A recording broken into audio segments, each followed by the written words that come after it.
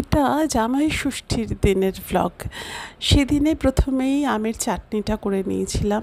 আমার জামাই বলেছিল, আমার অ্যাকচুয়ালি মেনুতে ছিল মাটন, সাদা ভাত, মুগের ডাল, ইদার মাছের মাথা দিয়ে বা পঞ্চরত্ন করে মুগের ডাল করতাম, কিন্তু সেটা হয়নি। কারণ আমার জামাই বলেছিল যে মা তুমি তো এখানেই আছো, সেই জন্য আমি ভাগে ভাগে খাবো, ওই একবারে খেয়ে মানে আইঢাই করা ওটা আমি করব না। জামাই ষষ্ঠীর দিন ও বললো আমি পাবদা মাছ ভাজা, পোলাও আর মাটন কষা, চাটনি এই খাবো।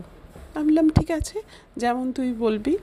তো সেই জন্য প্রথমে ওই চাটনিটা করে তারপরে মাটনের আলুগুলো একটু ভেজে নিয়ে আর মাটনটা রান্না শুরু করলাম। গোটা গরম মশলা যেভাবে সকলে করে আর কি, কিছুই আলাদা কিছু না। মাটনটা আগে ম্যারিনেট করে রেখে দিয়েছিলাম সব মশলার সঙ্গে, নিয়ে তারপরে ওটাকে ভালো করে কষিয়ে নিয়ে তারপরে যেভাবে সবাই করে, আমারও কিছুই আলাদা কিছু না বানানোর প্রসেস, বা এটা কোনো স্পেশাল ডিশ না, কিন্তু খেয়ে খুব আনন্দ পেয়েছিল, সেটাই আমার আনন্দ। টেস্ট ওয়াইজ ওদের খুব পছন্দ হয়েছিল, সেটাই আমার আনন্দ। যাই হোক, তো আমরা সেদিন মানে সকালবেলা ওই রান্নাবান্না করে খাওয়া দাওয়া করে বিকেলে আমরা বেরিয়েছিলাম। এখানে এই মাটনের যে মশলাটুকু অবশিষ্ট ছিল ওই ম্যারিনেট করার বাটিতে, সেইটা একটু হালকা গরম জল দিয়ে, মাটনে আমি গরম জলই দিই, পোলাওতেও তাই দিয়েছি। তো তাতে কুকিংটাও তাড়াতাড়ি হয় আর আমার মনে হয় সুবিধাই হয় সব দিক থেকে। যাই হোক, এইখানে রয়েছে ওই পোলাওয়ের চাল আর কাজু কিশমিশগুলো, আর এখানে আমি ঘিতে গরম মশলা দিয়ে দিলাম, তারপরে তেজপাতা গরম মশলা ফোড়ন দিয়ে তারপরে চালগুলো ভালো করে ভাজবো। চালটা আমি আগেই হলুদ মাখিয়ে রেখে দিয়েছিলাম। তো চালটা ভালো করে নাড়াচাড়া করে নিয়ে একটু ভাজা ভাজা করে নিয়ে আর কি, তারপরে ওতে আবার নুন অ্যাড করে গরম জল অ্যাড করে যখন ফুটতে থাকে তারপরে আমি চিনিটা দিই। এটা আমার বানানোর প্রসেস। আর নামানোর আগে মানে নামাই তো না, যখন হয়ে আসে তখন আবার খানিকটা ঘি, দেখতে পাবে যখন লাস্টে আরেকটু ঘি আমি অ্যাড করি, তাতে মানে ফ্লেভারটা আরও ভালো হয়, এই আর কি। এভাবেই মাকে চিরকাল বানাতে দেখেছি, তো সেটাই আজও ফলো করে চলেছি। আমার মায়ের হাতের পোলাও অনবদ্য ছিল, কোনো দিন তার ধারে কাছে পৌঁছতে পারবো বলে মনে হয় না। যাই হোক, তো এই কাজেই জামাই ষষ্ঠীর রান্নাবান্না কিন্তু খুব ইলাবোরেট ফর্মে ছিল না, খুব সাধারণই, মানে জামাই ষষ্ঠী আন্দাজে যথেষ্ট শর্ট মেনুই ছিল। আর এই যে পোলাও প্রায় হয়ে এসেছে, এইখানে আমি একটু দেখে নিয়ে এরপরে ঘিটা অ্যাড করে দেব, করে দিয়ে তারপরে চাপা দিয়ে দেবো, ওই মানে রেস্টিং টাইমটা দেওয়ার জন্য। হ্যাঁ, তো এই যে ঘি দিচ্ছি আমি, পড়তে চাইছিল না কৌটোটার থেকে, নিয়ে ঝাঁকিয়ে ঝাঁকিয়ে দিচ্ছিলাম। যাই হোক, তো ওই প্রায় 1 টেবিল স্পুনের মতো ঘি দিয়েছিলাম লাস্টে। যাই হোক, তো এই হলো মেনু। আর তারপরে খাওয়া দাওয়া করে একটু রেস্ট নিয়ে বিকেলবেলা আমরা গেছিলাম সিদ্ধিবিনায়ক মন্দিরে। এখান থেকে সিদ্ধিবিনায়ক মন্দিরটা বেশ দূর, বেশ খানিকটা। তো আমরা গেলাম, পৌঁছলাম, এত সুন্দর দর্শন হয়েছিল সিদ্ধিবিনায়ককে, আমি বলে বোঝাতে পারবো না, এত সুন্দর দর্শন হয়েছিল, খুব সুন্দর দর্শন করতে পেরেছিলাম। যাই হোক, তারপরে সিদ্ধিবিনায়ক থেকে গেছিলাম আমরা দাদার চৌপাটি। ওটা যারা যারা গেছো তারা জানো, আর যারা যাওনি তাদের জন্য বলে রাখি, দাদার চৌপাটিটা তুলনামূলকভাবে একটা ছোট বিচ, বেশ ছোটই সমুদ্র সৈকত, তবে ওখানেও মানে একটু ঘুরবার বা ঘোড়ায় চড়বার, এই সমস্ত ছোট ছোট বাচ্চারা বা যারা চড়তে ভালোবাসে, এই যে আমরা এই সময় বেরোচ্ছি, গাড়িতে জাস্ট চড়েছি, সেই সময় আর কি নিলাম। সামনে আমার জামাই, পিছনে আমি আর মেয়ে, আর এদিকে ড্রাইভার।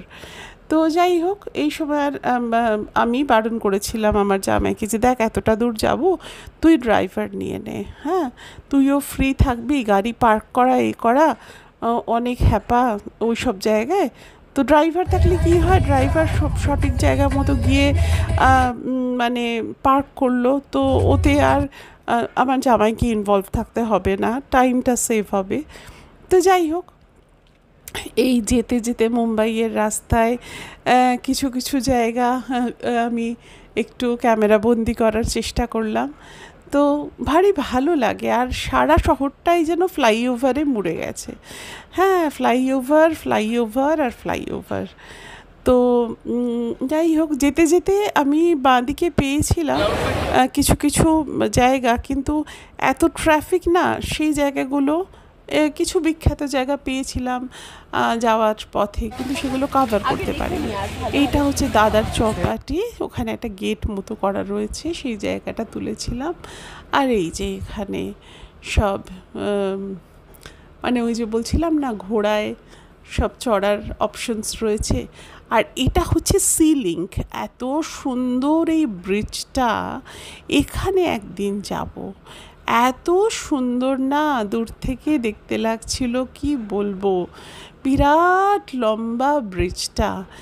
এখানে একদিন যাওয়ার ইচ্ছা আছে, সি লিঙ্কটা পুরোটা কভার করব, সেটা খুবই ইচ্ছা আছে। দেখা যাক কবে যাওয়া হয়।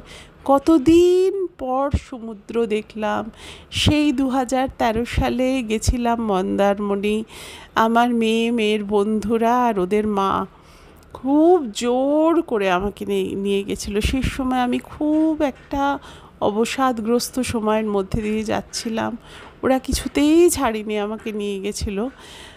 যদিও মন্দারমণিতে সেরকম সমুদ্রের কোনো শোভা পাওয়া যায় না, তবুও ওই এক্সপিরিয়েন্স হিসেবে বলা যায় যে হ্যাঁ, সেই সময় সমুদ্র লাস্ট দেখেছিলাম। তারপরে আবার এই গেলাম সমুদ্রর কাছাকাছি। এটা পরের দিন বিকেলের ব্যাপার বলছি, কারণ সকালে আমি সেরকম ওদের যা টিফিন বানিয়ে দিয়েছিলাম সেটাই আমি খেয়েছিলাম, রুটি তরকারি এসব দিয়েছিলাম ওদেরকে, তো সেটা আমিও খেয়েছিলাম বাড়িতে।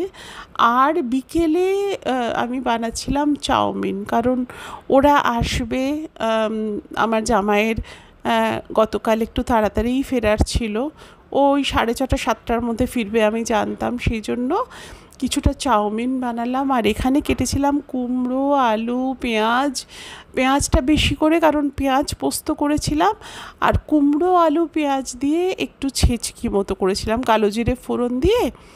আর ডাল, সোমবার ওরা নিরামিষ খায়, তাই এই রকম কালকে মেনু ছিল। তো যাই হোক, সেই রান্নাগুলো আমি সারছিলাম, আগে ওই টিফিনটা করে নিয়ে তারপরে আমি একে একে রান্না করে নিয়েছিলাম। আর খাবার কিছুক্ষণ আগেই ভাতটা চাপাই, তাতে ভাতটা গরম থাকে, এই আর কি। এখানে এই যে রান্নাগুলো করছি দেখতে পাচ্ছ, সিম্পল, এ আর কি, নতুন কি আছে, একটু হিং দিয়ে দিলাম ওই ইয়েতে, কুমড়োর যে ছেঁচকিটা করব তাতে, কালো জিরে, কাঁচা লঙ্কা ফোড়ন, হিং, তারপরে আলুটা ছেড়ে দিলাম। আলুটা একটু ভাজা ভাজা হলে তারপরে পেঁয়াজটা দেবো, তারপরে কুমড়োটা দেবো, এইভাবেই করলাম। যাই হোক, তারপরে ঢাকা চাপা দিয়ে যেরকমভাবে হয়, সবে তো জল দিই না আমরা। তো এই করে টোরে নিয়ে তারপরে, আর তার সঙ্গে তো মেয়ে জামাইয়ের বকুনি, হ্যাঁ তুমি এসে খালি এই সব করছো, যেহেতু আমি ওদেরকে করতে দিই না, সেটা ওদের খুব রাগ আর কি আমার ওপরে, যে কেন তুমি আমাদেরকে কিছু করতে দিচ্ছ না, তুমি খালি রান্না করছো।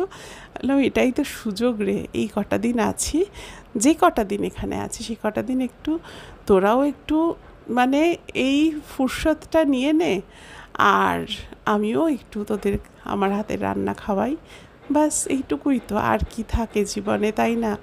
ছেলে মেয়েদের সঙ্গে এই এই এই বন্ডিংটাই তো সবচেয়ে বড় জিনিস। ওই যে মা করে দিয়েছে, মা বানিয়ে দিয়েছে, এই যে ওদের বারবার মনে হবে সেটুকুই। এই ছোট ছোট পাওয়াগুলোই জীবনে অনেক। কখনোই আমি খুব বড় কিছুর জন্য আমি ভাবিনি, সবসময় ভেবেছি ছোট্ট ছোট্ট পদক্ষেপে কী করে জীবনে এগিয়ে যাওয়া যায়, সেভাবেই চলেছি। ছেলে মেয়েকেও তাই শিখিয়েছি বরাবর। আর আজকে ওরা যখন স্বাধীনভাবে জীবন নির্বাহ করছে, সেটুকু দেখে এটুকুই আমি ঠাকুরের কাছে সবসময় ধন্যবাদ জানাই, কৃতজ্ঞতা জানাই যে ঠাকুর, এত যুদ্ধের পরে যে তুমি এই দিনগুলো দেখাচ্ছ, তার জন্য তোমার করুণা, তোমার দয়া, তোমার আশীর্বাদ ছাড়া কখনোই জীবনে কিছুই হতো না। কারণ যারা জীবনে প্রচণ্ড যুদ্ধ করে, প্রচণ্ড স্ট্রাগল করে, অথচ কাউকে কিচ্ছু জানতে দেয় না, কেউ কিচ্ছু টের পায় না, যখন যুদ্ধটা শেষ হতে চলে তখন জানান দেওয়া হয়, তারাই জানে যে সেই যুদ্ধটা কীরকম, কতটা ইন্টেন্স। অথচ সেখানে তিনজনের হাতটা শক্ত করে ধরেছিলাম, আমি, আমার ছেলে, আমার মেয়ে। যাই হোক, অনেকগুলো কথা বলে ফেললাম। আর এই রান্না শেষ হয়ে এলো, পেঁয়াজ পোস্ত। আমার জামাই আজ সকালে বলছে, মা পেঁয়াজ পোস্ত নেই? আমি বললাম না রে, আজকে সকালে রুটি, আলু কুমড়ো ভাজা আর ডিমের ভুর্জি বানিয়ে ওদেরকে টিফিনে দিয়ে দিয়েছিলাম। আর এই দেখো সকালবেলা কি বৃষ্টি পড়ছিল, ওরা বেরিয়ে যাওয়ার খানিক পরেই এত জোর বৃষ্টি এলো যে কি বলবো। আর ওদের এই ফ্ল্যাটটা তো 20 তলার উপরে, কি সুন্দর লাগছিল দেখতে। আমি ভাবলাম এই সৌন্দর্যটুকু তোমাদের সঙ্গে ভাগ করে নিই। অপূর্ব লাগে পাহাড়ের মধ্যে বৃষ্টি দেখা, সে এক অন্য অভিজ্ঞতা। আর তার সঙ্গে আমার টিফিনটাও নিয়ে নিলাম, কারণ স্নান পুজো হয়ে গেছিলো। চা আর কালকে যে চাউমিনটা বানিয়েছিলাম সেটা কিছুটা থেকে গেছিলো, সেটা আমি জলখাবারে খেয়ে নিলাম। আজকে এখানেই শেষ করি। তোমরা সকলে ভালো থেকো। Like, share and subscribe please my channel.